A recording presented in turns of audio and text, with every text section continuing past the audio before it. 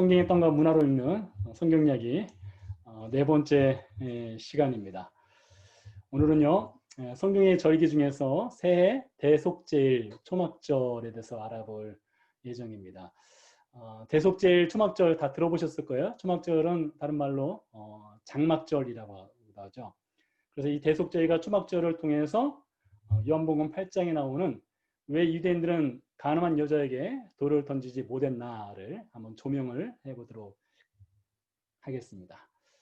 그리고 마지막 시간은 우리 늘 하던 대로 중보 기도의 시간을 갖도록 하겠습니다. 여러분들께서 지금 보시는 달력은요, 유대인 달력입니다. 유대력인데요. 9월에서 10월 달로 넘어가는 달력인데요. 오늘이 그러고 보니까 9월 마지막 날이 되겠네요. 유대력으로 하면요, 지난 9월 18일에서 19일로 넘어가는 날이 새해를 맞이했습니다. 그러니까 유대인들은 새해를 일찍 맞이하죠. 제가 이스라엘 있을 때는 새해를 3번 맞이했습니다. 유대력으로 한번 맞이하고요, 그리고 양력으로 한번 맞이하고요, 또 음력으로 맞이하고요, 3번을 맞이했는데, 유대력으로 하면 지난 9월 18일에서 19일로 넘어가는 날이 새해입니다. 성경에 의하면 이 새해가 시작되는 달은 티슈레이라고 부릅니다. 티슈레이. 이 티슈레이라고 하는 달은 7째 달이 되겠습니다. 7째 달 티슈레이, 새해로 넘어가는데요. 18일에서 19일로 넘어가는 날이 새해라고 말씀드리는 이유는 유대인들은 하루의 시작이 저녁이거든요. 저녁에 시작해서 그 다음날 저녁 때까지, 그러니까 해가 질 때 하루가 시작돼서 그 다음날 해가 질 때까지가 하루가 됩니다. 그래서 18일 저녁에서 19일로 넘어가는 날이 새해가 되는 것이 되겠고요. 새해가 시작되면요, 새해로부터 10일 동안 유대인들은 무엇을 하는가 하면 금식도 하고요, 그리고 회개 기도를 합니다. 특별히 종교성이 강한 유대인들은 금식 기도를 하죠. 그리고 이스라엘에 있는 유대인들 같은 경우는 예루살렘에 가면 통곡의 벽이라고 알려진 벽이 있습니다. 혹은 웨스턴 왈, 서쪽 벽이라고 하죠. 그 벽은 예수님 시대 당시에 벽의 흔적이 그대로 남아있는 벽입니다. 실제로 가서 그 벽을 만지면 예수님 만진 벽을 그대로 만지는 거예요. 그 통곡의 벽이라고 하는 곳에 가서 유대인들은 이 10일 동안 기도하는 시간을 갖습니다. 그리고 10일째 되는 날이 대속제일입니다. 여러분 아마 다 들어보셨을 거예요. 대속제일. 레위기서 16장에 나오는 절기죠.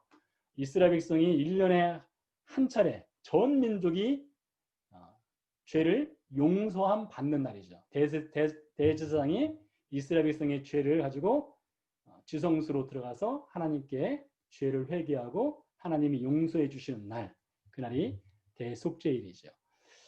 대속제일이 지나고 나서 5일 동안 유대인들은 무엇을 하는가 하면 초막을 짓습니다. 이건 성경 시대도 마찬가지고 요즘 시대도 그렇게 합니다. 요즘 시대도요. 성경 시대 보면 대속제일이 새해로부터 10일째 되는 날이 대속제일이 있고요.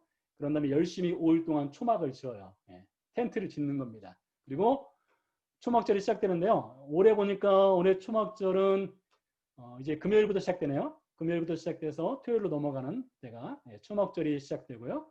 초막절은 절기상으로 7일 동안 초막절을 지킵니다.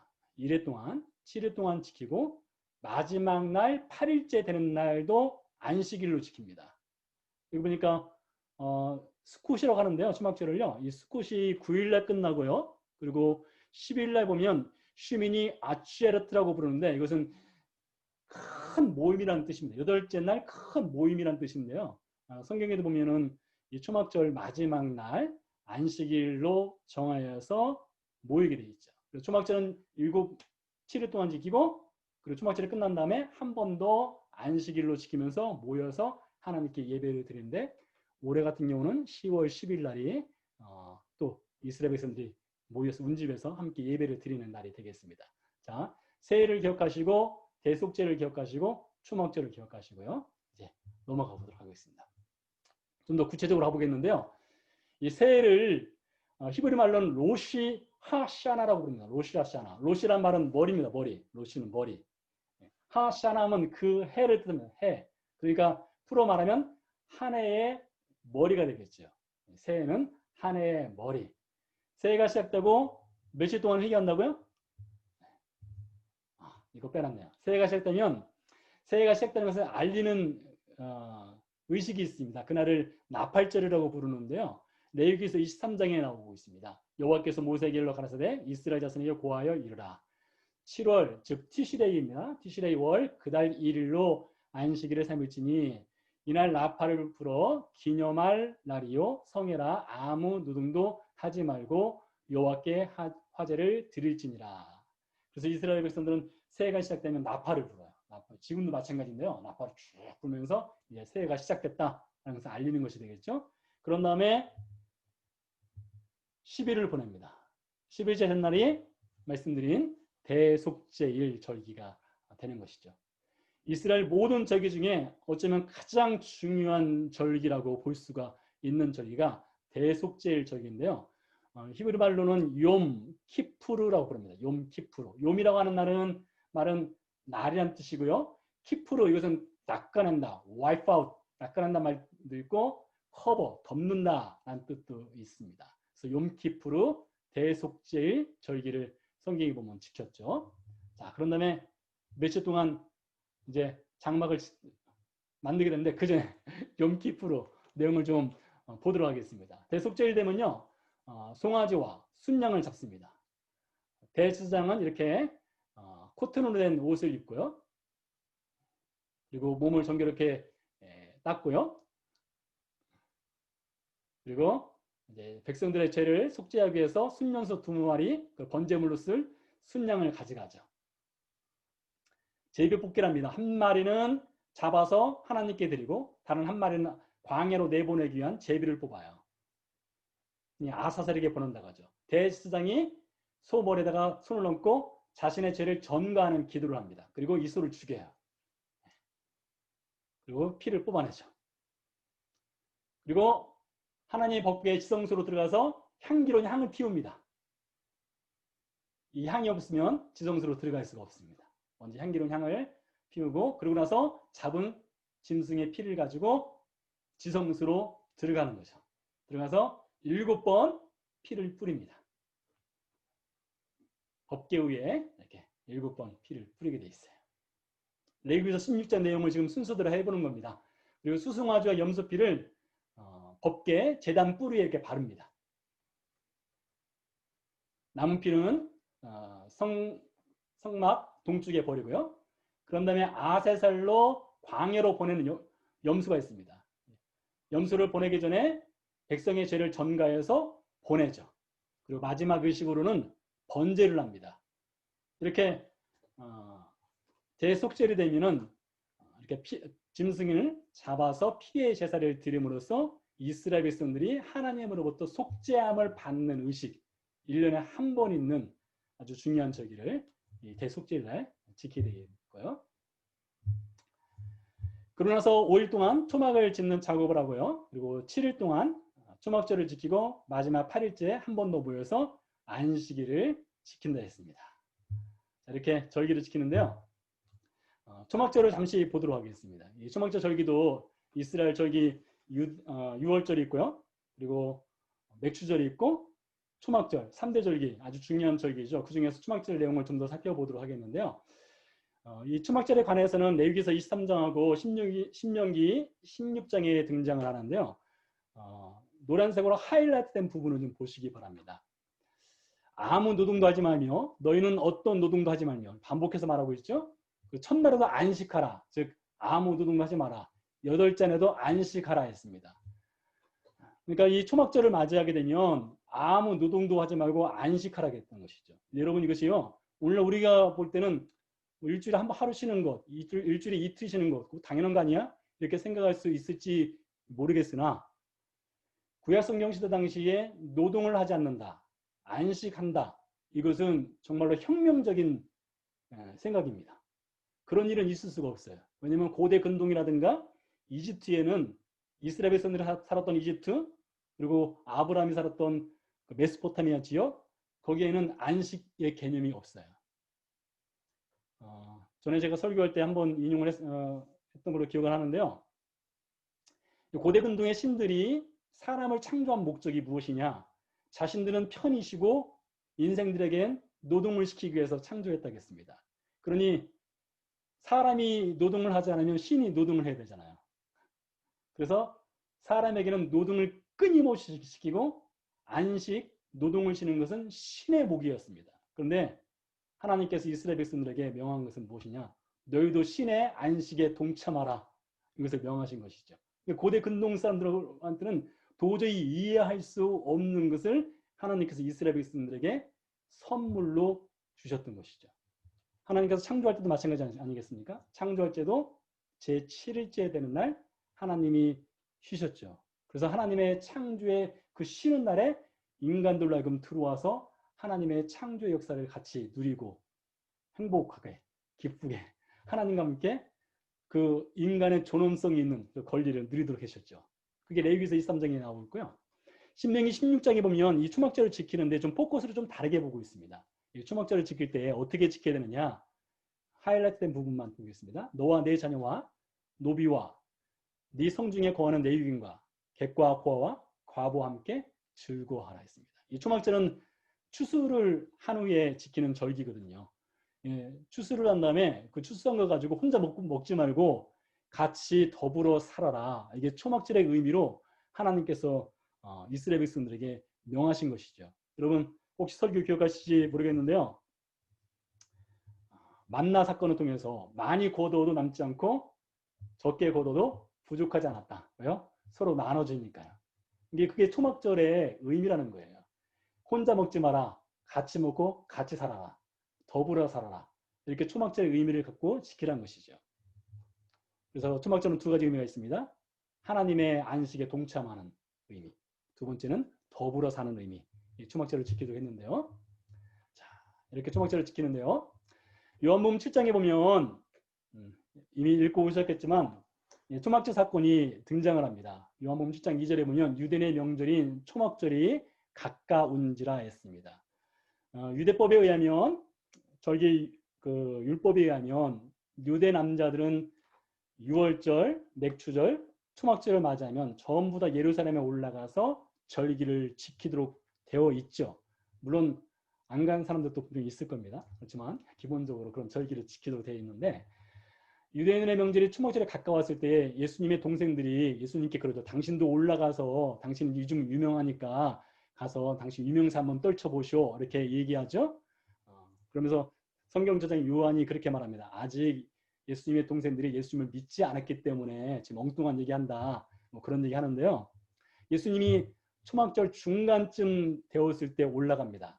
요한복음 7장 14절 말씀 보면 영절의 중간이 되어 예수께서 성전에 올라가사 가르치시니. 그러니까 15일부터 초막절이 시작돼서 22일까지니까 대략 한 19일쯤 예수님께서 예루살렘으로 가신 것 같아요. 갈릴리에서 가셔가지고 그곳에서 백성들에게 예수님 말씀을 전하신 것이죠. 자, 이때 7장에 보면 아주 놀라운 사건이 하나 있는데요. 보도록 하겠습니다. 이 초막절 되면요. 마지막 날 23일 날 초막절 7일 동안 지키고 나서 8일째 되는 날 하는 의식이 있습니다. 어떤 의식이 있는가 하면 대제사장이 실로암 못으로 내려가서 실로암 못에 있는 물을 떠다가 성전으로 가지고 올라가요. 성전으로 가지고 올라가서 성전 제단에다가 물을 붓습니다. 물을 부으면서 뭘 기도할까요? 물을 부으면서 하늘에서 비가 내리도록 비를 간구하는 기도를 드리는 날입니다. 초막절 7일 끝나고 8일째 된 날 비가 내리도록 기도해요. 그 장면을 요즘도 하거든요. 제가 동영상을 준비했습니다. 요즘 아주 희귀한 동영상인데 어떻게 찾았어요. 보도록 하겠습니다. 지금 이 장면은 실제 실로암 못입니다. 실로암 못에 있는 물, 항상 물이 고여 있거든요. 그곳에서 물을 뜨는 장면이에요. 아무나 물을 뜨는 것이 아니라요. 실제 레위인들이 현재도 있습니다. 레위 지파 사람들이 있어서 레위 지파에 속한 사람이 이렇게 물을 뜨죠. 뜨고 이제 물을 붓는 의식을 갖습니다. 마치 성경시대 당시에 제단에 물을 붓듯이 이렇게 물을 부어요. 물을 부으면서 기도합니다. 하늘에서 비가 내리도록 기도하는 일종의 뭐 우리식으로 얘기하면 기우제를 드린다라고 할 수가 있겠죠. 그런 것을 행하는 겁니다. 자, 이때 예수님께서 이것을 가지고 하신 말씀이 있습니다. 요한복음 7장 37절 말씀인데요. 명절 끝날 즉 여덟째 되는 날이죠. 명절 끝날 곧 큰 날에 예수께서 서서 외쳐 이르시되 누구든지 목마르거든 내게로 와서 마시라. 나를 믿는 자는 성경의 이름과 같이 그 배에서 생수의 강이 흘러나오리라 하셨습니다. 예수님이 지금 물에 관한 것을 말씀하셨거든요. 이스라엘 백성들은 하늘에서 내리는 물을 기원했는데 예수님은 예수님을 믿는 자에게는 생수의 강이 흘러나온다 이렇게 말씀하셨는데 이 말씀 다음에 사도 요한이 거기다가 각주를 달았어요. 이 말씀은 장차 믿는 자에게 주실 하나님의 성령에 관한 것을 말씀하신 것이다 라고 했어요. 그러니까 유대인들은 그냥 하늘에서 내리는 비를 간구할 때 예수님은 장차 하늘에서 임재하실 성령님의 역사를 놓고 이제 말씀하신 것이죠. 자, 다시 이제 복습을 한번 하고 8장으로 넘어가도록 하겠습니다.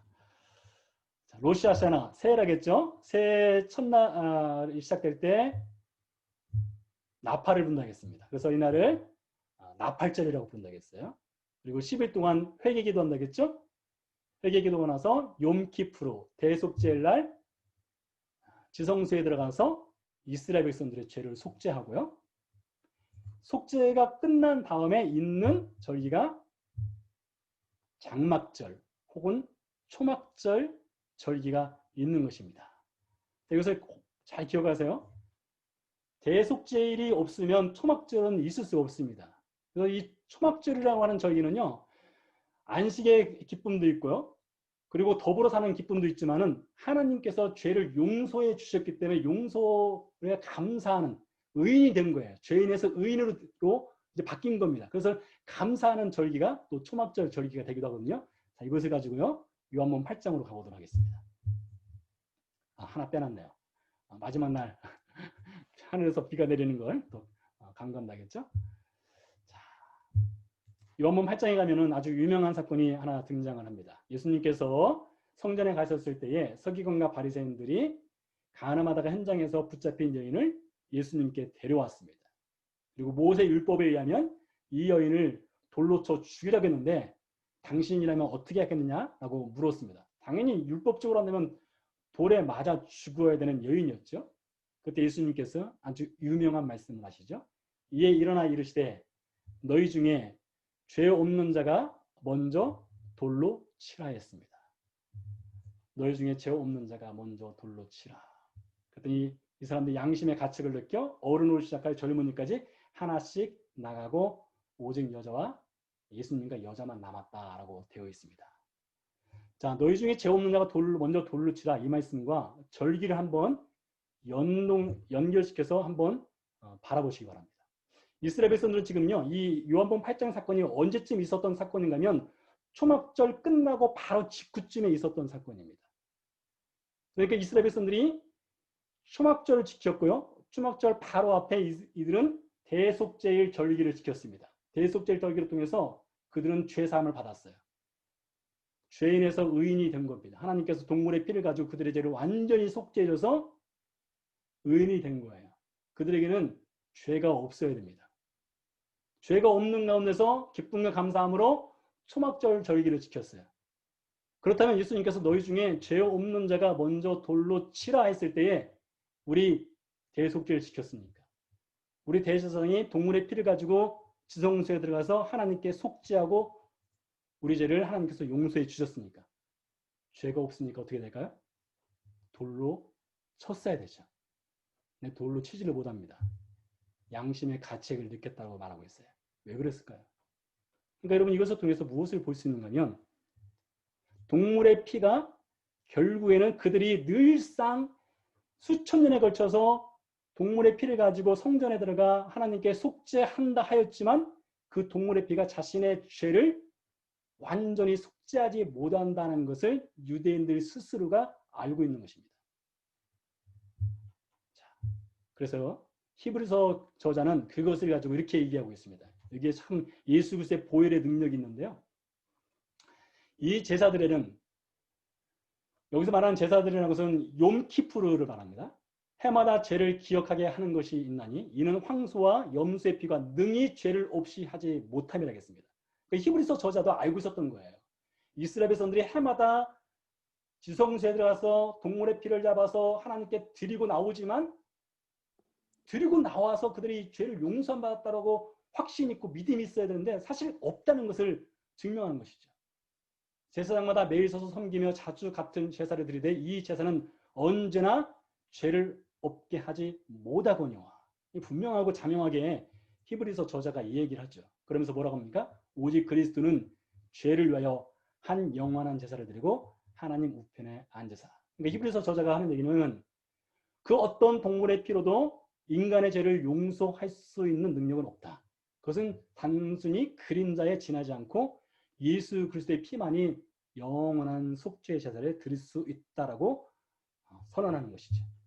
그래서 예수 그리스도의 피를 받은 사람만이, 피로 용서함 받은 사람만이 지성소로 들어갈 수 있는 담력을 얻게 됐다는 것이죠.